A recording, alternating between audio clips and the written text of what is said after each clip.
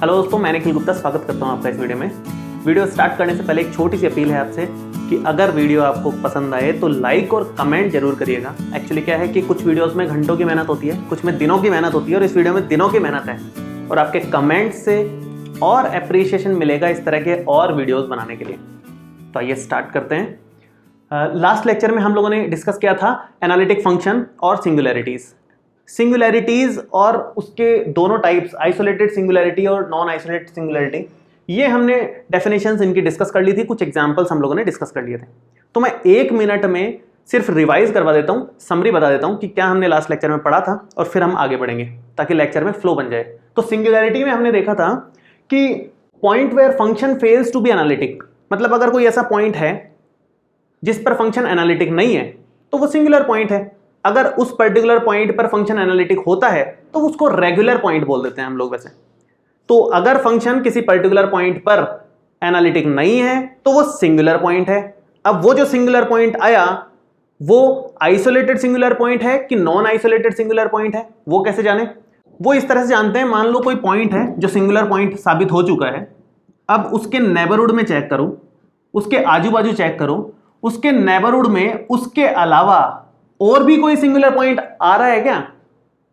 अगर उसके नेबरहुड में उसके अलावा और कोई सिंगुलर पॉइंट नहीं है आजू बाजू में तो वो आइसोलेटेड सिंगुलर पॉइंट है। लेकिन अगर इस सिंगुलर पॉइंट के हर एक नेबरहुड में और भी सिंगुलर पॉइंट्स मिल रहे हैं आपको, एक या एक से ज्यादा जो भी मिल रहे हैं, तो वो फिर नॉन आइसोलेटेड सिंगुलर पॉइंट हो गया। आइसोलेटेड का मतलब क्या है? अलग कर देना दूसरे लोगों से। तो आइसोलेटेड उसी को बोलते हैं जिसके आसपास दूसरे लोग नहीं हो, दूसरे सिंगुलर पॉइंट्स नहीं हो, तो वो आइसोलेटेड। लेकिन और दूसरे सिंगुलर पॉइंट्स हैं उसके नेबरहुड में तो वो नॉन आइसोलेटेड हो जाता है। ये हमने डिस्कस कर लिया था डिटेल में, आप वो लेक्चर एक बार जरूर देख लें। अब हम बात करेंगे इस लेक्चर में आइसोलेटेड सिंगुलर पॉइंट्स की या आइसोलेटेड सिंगुलैरिटी की। 3 टाइप की होती है, रिमूवेबल, पोल और इसेंशियल। ये अपने आप में बड़ा टॉपिक है, इसलिए ये मैं नेक्स्ट लेक्चर में डिस्कस करूंगा। इस लेक्चर में केवल हम इन तीनों को डिटेल में डिस्कस करेंगे। अब डिस्कस करने से पहले एक छोटी सी बात और, कि कोई भी फंक्शन हमारे पास है तो उसको एक्सपेंड करना है तो 2 सीरीज हमने सीखी है, टेलर सीरीज और लॉरेंट सीरीज। टेलर सीरीज कब यूज लेते हैं? टेलर सीरीज तब यूज लेते हैं जब फंक्शन किसी डिस्क पे एनालिटिक हो, हर एक पॉइंट पर। इस डिस्क के हर एक पॉइंट पर अगर फंक्शन एनालिटिक है तो हम लोग टेलर सीरीज यूज लेते हैं उस फंक्शन का एक्सपेंशन करने के लिए। लेकिन अगर कोई फंक्शन किसी एन्युलस में एनालिटिक है, इस पोर्शन में, मतलब बीच में नहीं है, एन्युलस में एनालिटिक है, तो लॉरेंट सीरीज यूज लेते हैं और इस केस में टेलर सीरीज। अब हमारा क्या सिचुएशन है, ध्यान से समझो।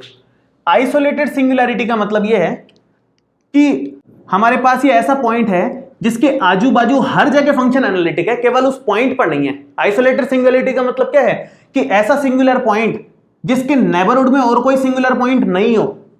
तो इसका मतलब यह हो गया कि वो तो सिंगुलर पॉइंट है तो उसको तो हटा दो। उसको हटाने का मतलब है मैं यहां पर ओपन सर्किल कर रहा हूं, तो फंक्शन हर एक पॉइंट पर एनालिटिक है इस तरफ, केवल इस पॉइंट पर नहीं है, तो बीच में छेद हो गया एक तरीके से। तो कहने का मतलब वो लॉरेंट सीरीज वाला केस बन गया। मतलब अगर इस तरह के फंक्शन जिनमें कोई आइसोलेटेड सिंगुलर पॉइंट है उनको अगर एक्सपेंड करना होगा तो हम लॉरेंट सीरीज से एक्सपेंड करेंगे, टेलर से नहीं कर सकते। क्यों? क्योंकि लॉरेंट सीरीज एप्लीकेबल होती है एन्युलस में, और ये केस एन्युलस का आ गया है क्योंकि ये आइसोलेटेड पॉइंट है तो यहां पर फंक्शन एनालिटिक नहीं है और बाकी जगह पर एनालिटिक है। तो लॉरेंट सीरीज से हम लोग इन फंक्शंस का जिनमें आइसोलेटेड सिंगुलैरिटीज आ रही हैं एक्सपेंशन करेंगे। पहली बात तो ये। अब लॉरेंट सीरीज क्या होती है? हम लोगों ने डिस्कस किया है कि कोई भी फंक्शन एफ ऑफ जेड है, उसको एक्सपेंड करना है लॉरेंट सीरीज से, तो वो सीरीज बनती है sigma n is equal to 0 to infinity an z minus z0 की होल पावर n प्लस में sigma n is equal to 1 to infinity bn upon z minus z0 की होल पावर n। ये है Laurent series, जहां पर ये z0 इस circle का सेंटर होता है, ये सेंटर है सर्किल का, बाकी ये सीरीज हमारे सामने है। अब यहां पर ये जो टर्म होती है ये तो टेलर सीरीज में भी आती है, सेम टू सेम है, इसको बोलते हैं जनरल टर्म। लेकिन ये जो राइट साइड में टर्म आई है इसको बोलते हैं प्रिंसिपल टर्म। और यही हमारे काम की है। हमें सिंगुलैरिटी डिफाइन करनी है, इसको देख करके हम इसी के केसेस बना करके चेक करेंगे कि किस केस में रिमूवेबल आइसोलेटेड सिंगुलैरिटी आएगी, किस में पोल आएगा, किस में इसेंशियल आइसोलेटेड सिंगुलैरिटी आएगी। इसी को देख करके हम लोग आगे बढ़ेंगे, पूरा का पूरा केसेस बनाएंगे। तो आइसोलेटेड सिंगुलैरिटी की अगर बात हो रही है तो लॉरेंट सीरीज से फंक्शन को एक्सपेंड करके चेक कर लो कि इन तीनों में से कौन सी आएगी। अब हम एक एक डिटेल में लेते हैं कि कब कौन सी सिचुएशन में रिमूवेबल बनेगी, कौन सी सिचुएशन में पोल बनेगी और कौन सी में इसेंशियल बनेगी। देखिए आगे। तो ये हमने देखा कि लॉरेंट सीरीज से हमें आगे बढ़ना है, तो थोड़ा सा लॉरेंट सीरीज के बारे में यहां लिख दिया है कि लॉरेंट सीरीज में किसी फंक्शन को एक्सपेंड करते हैं तो एफ ऑफ जेड बनता है ये प्लस ये वाली टर्म, ये अभी देखी थी हमने।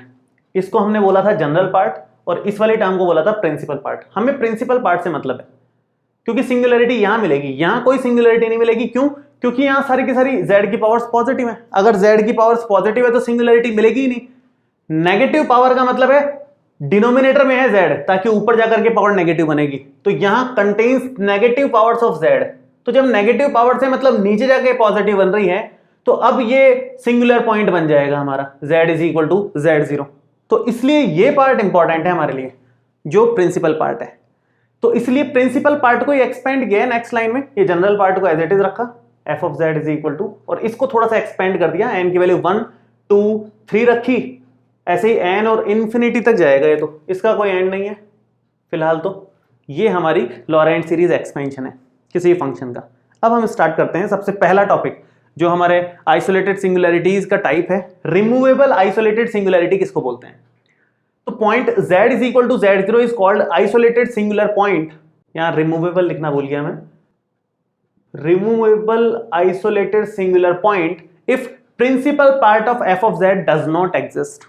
अगर ये चीज आ ही नहीं रही है फंक्शन के एक्सपेंशन में, प्रिंसिपल पार्ट आ ही नहीं रहा है, केवल यही आ रहा है, तो उसको रिमूवेबल आइसोलेटेड सिंगुलैरिटी बोलते हैं। अब आप सोच के देखो, अगर ये पार्ट आ ही नहीं रहा है तो सिंगुलैरिटी होगी ही नहीं ना, क्योंकि डिवाइड में z जाएगा ही नहीं। डिवाइड में अगर कुछ होगा ही नहीं तो प्रॉब्लम ही क्रिएट नहीं होगी, ऊपर तो कहीं कोई दिक्कत ही नहीं है ना। तो अगर ये पार्ट एग्जिस्ट ही नहीं करे तो इसका मतलब वो रिमूवेबल आइसोलेटेड सिंगुलैरिटी है। हम उसको सिंगुलैरिटी को रिमूव करके उसको एनालिटिक बना सकते हैं, अभी भी गुंजाइश है हमारे पास में। अब कैसे होगा ऐसे कि ये पार्ट हो ही नहीं? ये पार्ट तब नहीं होगा जब ये जो कोफिशिएंट्स हैं b1 b2 b3 से लेके bn तक, सभी इनफाइनाइट तक जितने भी हैं, उन सभी की वैल्यू 0 हो जाए, तो फिर हमारे पास प्रिंसिपल पार्ट एग्जिस्ट नहीं करेगा। तो फिर जो सिंगुलैरिटी मिल रही है z is equal to z0 पर, वो रिमूवेबल आइसोलेटेड सिंगुलैरिटी होगी। नेक्स्ट, ये बहुत ही कमाल की बात है, इससे हम तुरंत पहचान सकते हैं, कोई भी फंक्शन आपको दे दे, उसकी z टेंडिंग टुवर्ड्स z0 पर लिमिट ले लो, अगर वो एग्जिस्ट कर रही है और फाइनाइट आ रही है तो इसका मतलब ये है कि ये पॉइंट इस फंक्शन के लिए रिमूवेबल आइसोलेटेड सिंगुलैरिटी पॉइंट है। ठीक है, अब ये क्यों हो रहा है ऐसा कि ये एग्जिस्ट और फाइनाइट क्यों आएगी, आप सोच के देखो एक बार। मैं यहां पर लिमिट लगा रहा हूं, एफ ऑफ जेड क्या है हमारा, ये है ना एफ ऑफ जेड, तो ये हमारा एफ ऑफ जेड है, और हमने पहले ही बोल दिया कि b1 से लेकर के bn तक सभी की वैल्यूज 0 आएंगी, तो ये सारा तो खत्म हो गया। तो हमारे पास पार्ट क्या बचा, केवल इतना हिस्सा, मतलब हमारे पास जो एफ ऑफ जेड बचा वो केवल इतना है, an z माइनस z0 की whole power n sigma n is equal to 0 to infinity. अगर आप इसको एक्सपेंड करें, क्योंकि बाकी का हिस्सा तो 0 है, तो मैं एक बार 0 लिख देता हूं यहां पर। अब अगर आप इसको एक्सपेंड करोगे तो 0 रखोगे तो a0 z माइनस z0 की whole power 0 plus a1 z minus z0 की whole power 1 plus a2 z minus z0 की होल पावर 2, ऐसे ही बढ़ते चले जाएंगे। अब आप यहां पर लिमिट लगाओ, तो limit z tending towards z0 f of z। अब अगर इस पूरी लाइन में लिमिट आप लगाते हो तो देखो ये आएगा limit z tending towards z0, ये तो a0 है, किसी की भी पावर 0 तो 1 होती है, इसको लिखने की जरूरत नहीं। a1 z माइनस z0 की power 1, a2 z minus z0 की पावर 2। आप नोटिस करोगे कि ये आगे की सारी वैल्यूज 0 हो जाएंगी, बचेगा सिर्फ आंसर यहां पर a0। तो a0 फाइनाइट आया और एग्जिस्ट कर रहा है, ऐसा तो है नहीं डज नॉट एग्जिस्ट आ रहा है। तो फाइनाइट और एग्जिस्ट करे अगर, तो उस केस में उसको बोलते हैं रिमूवेबल आइसोलेटेड सिंगुलैरिटी। हम हर सिंगुलैरिटी को दो तरह से डिफाइन करेंगे, एक तो इसके एक्सपेंशन में क्या हमें कंक्लूजन देखने को मिल रहे हैं उस तरह से, दूसरा उस पर लिमिट अप्लाई कर रहे हैं तो क्या आंसर आ रहा है उस तरह से। तो तुरंत लिमिट वाला तरीका बहुत आसान है, लिमिट वाला तरीका एग्जाम में आप यूज ले सकते हो और समझने के लिए हम इसको यूज ले रहे हैं। तो लिमिट वाले तरीके से आपको तुरंत पता चल जाएगा कि कौन सी सिंगुलैरिटी है किस क्वेश्चन में, तुरंत देख के। ठीक है, नेक्स्ट देखते हैं एक बार। In expansion of F of Z all powers of Z are non negative. आप नोटिस करो यहां पर सारी पावर्स नॉन नेगेटिव आएगी, मतलब पॉजिटिव या जीरो पावर है, नेगेटिव पावर्स तो सब हट गई, रिमूव हो गई। We can remove this singularity, ये सिंगुलैरिटी रिमूव की जा सकती है, इसीलिए बोलते हैं इसको रिमूवेबल। ठीक है, we can remove this singularity by redefining the function. Function को रीडिफाइन करके उस सिंगुलैरिटी को हटा सकते हैं। कैसे हटा सकते हैं, ये दो एग्जांपल्स हैं, अभी हटा के बता देते हैं। देखो मोस्ट कॉमन एग्जांपल है फर्स्ट वाला, तो आपको हर बुक में मिल जाएगा, sine z upon z. Sine z upon z में आपको देख के लग रहा है कि z is equal to zero रखेंगे तो नीचे जीरो बन जाएगा और वो तो सिंगुलर पॉइंट बन जाएगा, लेकिन z is equal to zero यहां पर जो है वो रिमूवेबल आइसोलेटेड सिंगुलैरिटी है। सेम यहां पर आपको लग रहा होगा कि z इज इक्वल टू 1 पर नीचे जीरो बन रहा है और वो सिंगुलर पॉइंट है, तो आपको लग रहा होगा कि z इज इक्वल टू 1 यहां पर रिमूवेबल आइसोलेटेड सिंगुलैरिटी है। लेकिन हम इन दोनों फंक्शंस को रीडिफाइन करके ये सिंगुलैरिटी हटा देंगे और आप देखोगे कि लिमिट भी इनकी एग्जिस्ट आ रही है, फाइनाइट आ रही है। देखो कैसे कर रहे हैं, इसको हटा देता हूं एक बार। अभी फर्स्ट वाले को देखो आप, साइन z अपॉन z। अगर हम लोग साइन जेड का एक्सपेंशन करें तो काम बहुत आसान हो जाएगा हमारे लिए। देखो 1 अपॉन जेड, ये जो जेड है वो तो मैं बाहर ले रहा हूं, साइन जेड का एक्सपेंशन होता है Z minus Z cube upon factorial 3 plus Z की पावर 5 अपॉन फैक्टोरियल 5, इस तरह से चलता जाता है ये। अब अगर आप ये 1 अपॉन जेड से सब जगह मल्टीप्लाई करो तो ये बन जाएगा 1 minus Z square upon factorial 3 plus Z की पावर 4 अपॉन फैक्टोरियल 5, और इस तरह से ये इनफाइनाइट तक चलता जाएगा। अब यहां जो ध्यान देने वाली बात यह है कि यहां देख के लग रहा था कि z में नेगेटिव पावर्स भी हैं, क्योंकि ये ऊपर जाएगा तो नेगेटिव ही बनेगा पावर। लेकिन अल्टीमेटली जब हमने फंक्शन को रीडिफाइन किया, ढंग से साफ सुथरे तरीके से लिखा एक्सपेंड करके, तो हमें पता चला कि सारी की सारी z की पावर्स जो हैं पॉजिटिव आ रही हैं। आप चाहो तो लिमिट लगा के देख लो, limit of z tending towards 0 f of z कितना आएगा। इस पर अगर z टेंडिंग टुवर्ड्स 0 लिमिट लगा दो तो 0 लिमिट के कारण सारी की सारी आगे की टर्म 0 हो जाएंगी, सिर्फ फर्स्ट टर्म बचेगी 1। ये हमारी एग्जिस्ट भी कर रही है और फाइनाइट भी आ रही है। वो डज नॉट एग्जिस्ट वाला केस क्या होता है वो हम देखेंगे, इसेंशियल सिंगुलैरिटी में आता है। अब सेकंड वाला एग्जांपल एक बार देख लेते हैं। Z square minus 1 upon Z minus 1, बहुत ही आसान सा एग्जांपल लिया है, आप इसको यहीं रीडिफाइन कर लो। जेड स्क्वायर माइनस 1 को आप लिख सकते हो Z plus 1 into Z minus 1, और ये डिवाइड में जेड माइनस 1 चल रहा है, ये कैंसिल आउट होकर के रिजल्ट बनेगा जेड प्लस 1। तो इस फंक्शन को हमने लिख लिया, ये सारी की सारी z में पावर्स हैं पॉजिटिव, नेगेटिव पावर एक भी नहीं है, तो सिंगुलैरिटी आएगी ही नहीं। तो हमने यहां जो फंक्शन में सिंगुलैरिटी थी उसको रीडिफाइन किया और फाइनल जो फंक्शन बना उसमें रिमूव हो गई वो सिंगुलैरिटी, इसलिए उसको बोला हमने z इज इक्वल टू 1 को रिमूवेबल आइसोलेटेड सिंगुलैरिटी।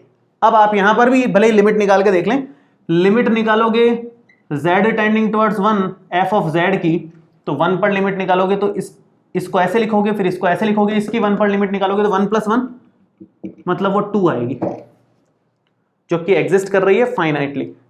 तो कहने का मतलब ये है कोई भी फंक्शन आपको दे रखा हो उसको रीडिफाइन कर लो, आपकी वो सिंगुलैरिटी रिमूव हो जाए तो रिमूवेबल आइसोलेटेड सिंगुलैरिटी, या फिर डायरेक्ट आप देखना चाहो तो डायरेक्ट आप उसकी लिमिट निकाल लो, सिंपल जो भी लिमिट का तरीका आपको आता हो। अगर वो एग्जिस्ट कर रही है और फाइनाइट है तो रिमूवेबल आइसोलेटेड सिंगुलैरिटी होगी। नेक्स्ट देखते हैं हम लोग पोल्स क्या होते हैं, बहुत ज्यादा इंपॉर्टेंट है। देखो सेकंड हम बात करते हैं पोल, सबसे ज्यादा इंपॉर्टेंट है, मान के चलो पोल क्या होते हैं। अगर ये जो प्रिंसिपल पार्ट आ रहा है इसमें टर्म्स फाइनाइट आए, 1 2 मतलब लिमिटेड आए, काउंटेबल आए, नंबर ऑफ टर्म्स मान लो n आ रही है, m आ रही है, इनफाइनाइट टर्म्स ना हो तो वो पोल होता है, और अगर इसमें इनफाइनाइट टर्म्स आ जाए तो वो इसेंशियल जो नेक्स्ट हम पढ़ेंगे वो होता है। तो सारा का सारा काम इसका है। अगर इसमें एक भी टर्म नहीं है तो वो रिमूवेबल, अगर फाइनाइट नंबर ऑफ टर्म्स हैं तो पोल, अगर इनफाइनाइट नंबर ऑफ टर्म्स हैं तो इसेंशियल, तीसरी बनेगी वो। अब स्टार्ट करते हैं। देखो, if there are finite number of terms in principal part of F of z then z is equal to z0 is called pole. Next, bm is not equal to 0 and bm plus 1 m plus 2 m plus 3 आगे के सभी 0 हो जाएं। bm not equal to 0 का मतलब यह है कि m कोई भी नंबर मान लो आप, जैसे m की वैल्यू है 3, तो b3 की वैल्यू तो नॉट इक्वल टू 0 है और उसके आगे के सभी टर्म्स 0 हैं अगर, तो लास्ट जो नॉन जीरो हमारा कोफिशिएंट बचा ना, लास्ट नॉन जीरो कोफिशिएंट जो बचा, उसके अकॉर्डिंगली ऑर्डर उसका जनरेट होगा पोल का। तो पोल का ऑर्डर क्या होता है, जो हमारा लास्ट नॉन जीरो कोफिशिएंट बचा है वो देख लो यहां पर कौन से नंबर का है।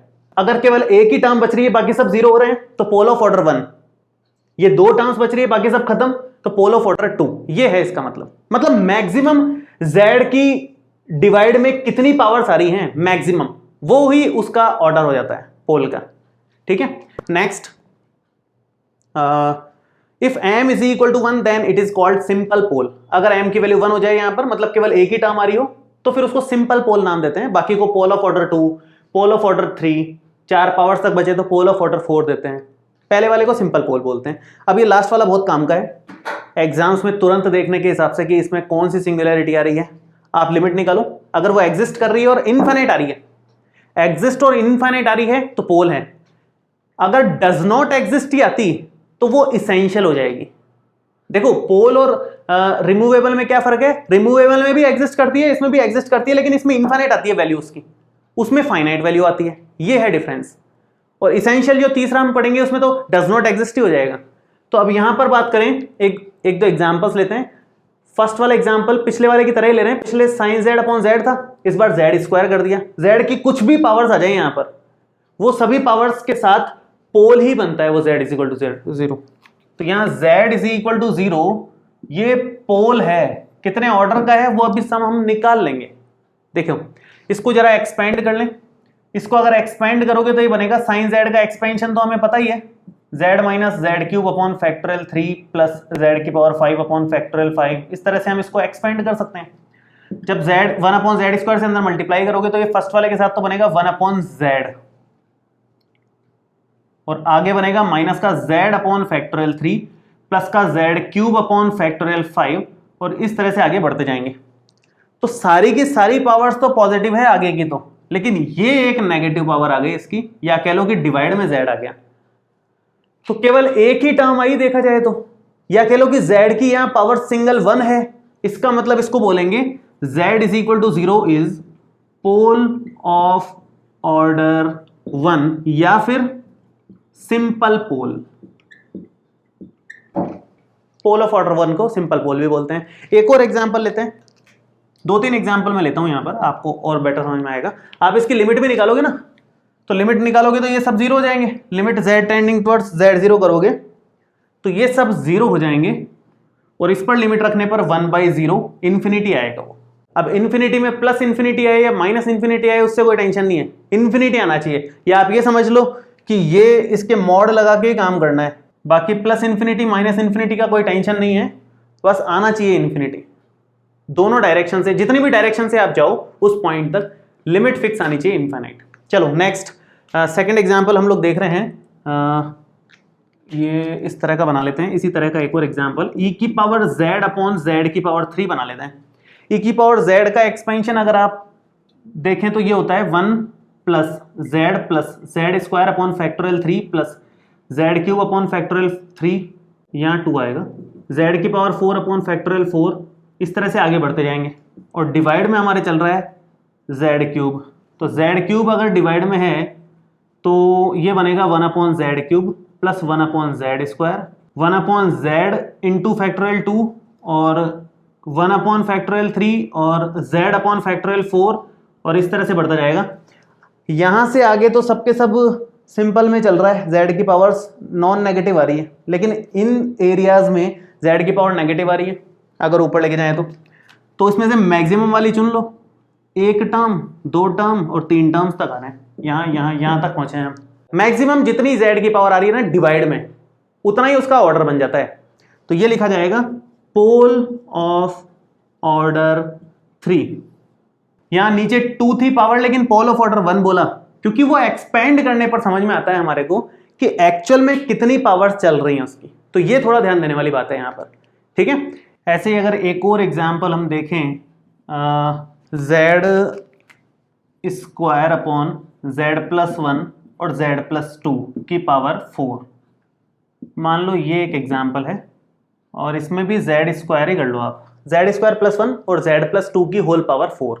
इसको थोड़ा सा अगर आप एक्सपेंड करो ना, थोड़ा सा अगर फैक्टराइज करो, एक्सपेंड नहीं, ये z² + 1 बन जाएगा z+i और z-i, क्योंकि कॉम्प्लेक्स नंबर्स चल रहे हैं तो हम कर ही सकते हैं इस तरह से। तो और ये z+2 की होल पावर 4 है।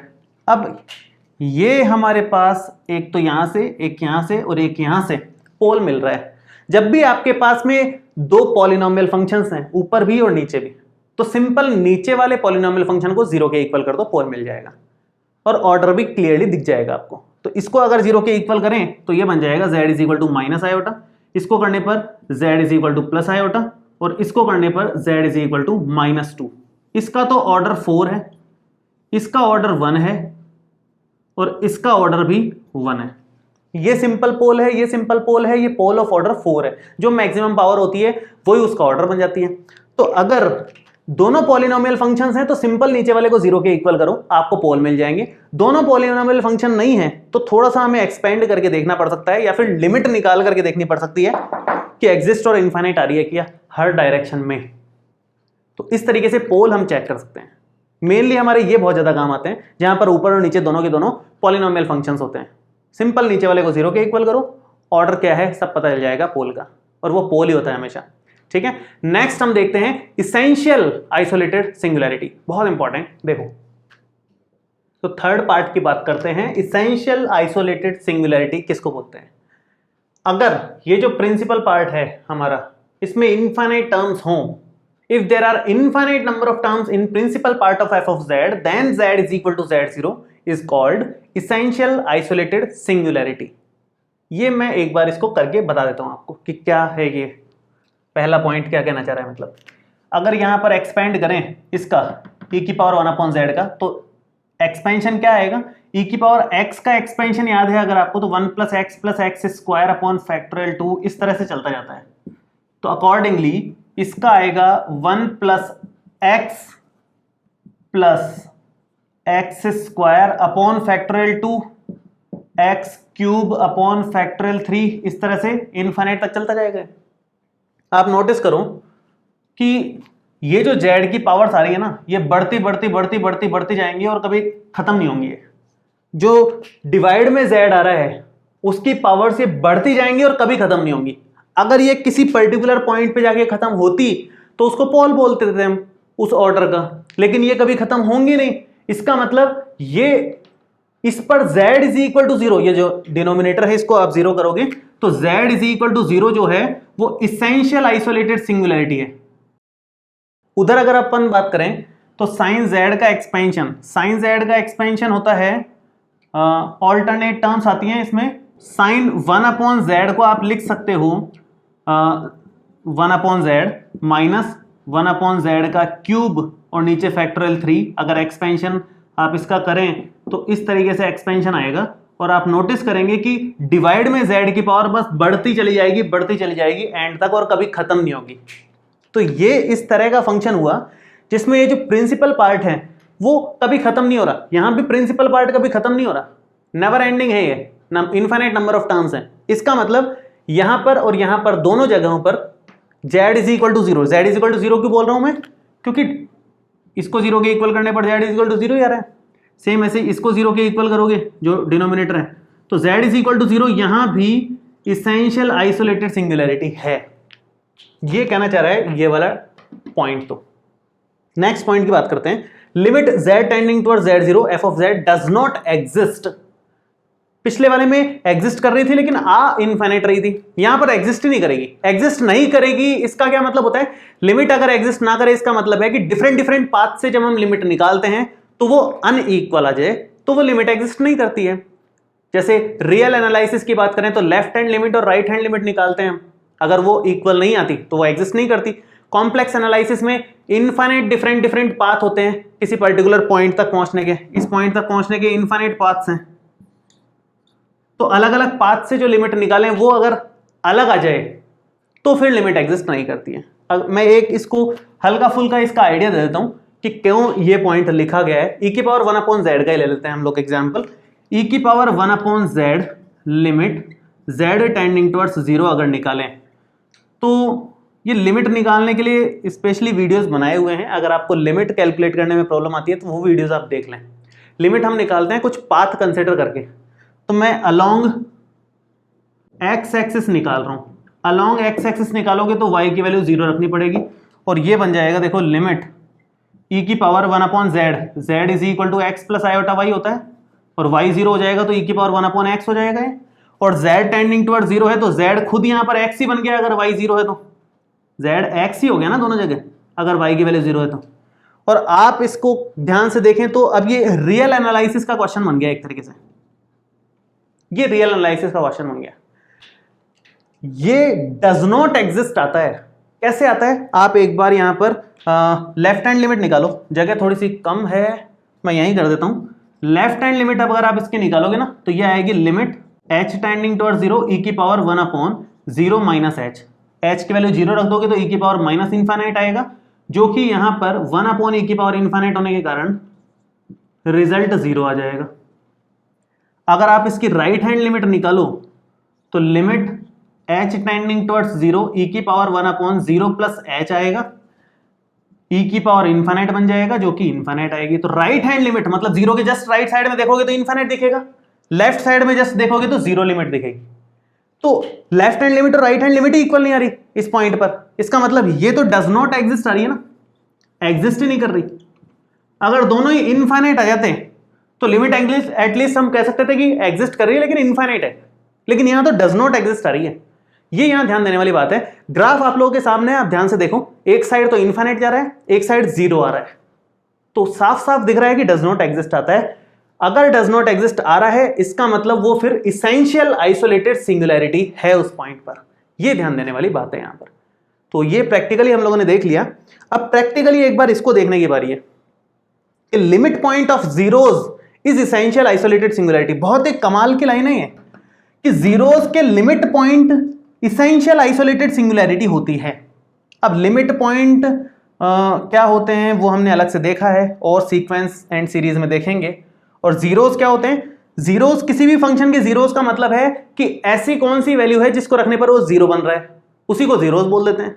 जैसे मान लो f of z is equal to z+1 है तो z की वैल्यू -1 रखने पर ही 0 बन रहा है, तो z इज इक्वल टू -1 इसका 0 हो गया। इतनी सी बात है 0 में। तो अब ये कह रहा है कि लिमिट पॉइंट ऑफ जीरोस ही इसेंशियल आइसोलेटेड सिंगुलैरिटी होती है। तो इसकी सिंगुलैरिटी कितनी आई है? z इज इक्वल टू 0 आई है ना, इसकी singularity z is equal to 0 आई है। तो हम एक काम करते हैं, एग्जांपल 2 से करते हैं इसको। लिमिट पॉइंट निकालते हैं इसके जीरोस का, वो अगर यही आ जाता है तो ये साबित हो जाएगा। मैं एक बार इसको हटाता हूं, बहुत ज्यादा घिचपिच हो रही है। तो हम इस क्वेश्चन की बात करते हैं, इसको समझना बहुत आसान रहेगा। हम पहले जीरोस निकाल देते हैं, फिर उसके लिमिट पॉइंट निकालेंगे, फिर चेक करेंगे क्या आता है। तो जीरोस कैसे निकालें? जीरोस निकालने का पैटर्न एकदम सिंपल है। जो भी फंक्शन है उसको 0 के इक्वल कर दो, जो आएगा वो जीरोस ही आएंगे। तो साइन 1/z 0 कब होगा? साइन फंक्शन 0 होता है n पाई पर, तो अगर 1/z की वैल्यू n पाई हो गई तो वो 0 हो जाएगा। तो यहां से z की वैल्यू हमारे पास 1/n पाई आई, ये हमारे लिए जीरोस आए हैं। n बिलोंग्स टू इंटीजर, ये जीरोस हैं हमारे पास, इनफाइनाइट जीरोस हैं इसमें।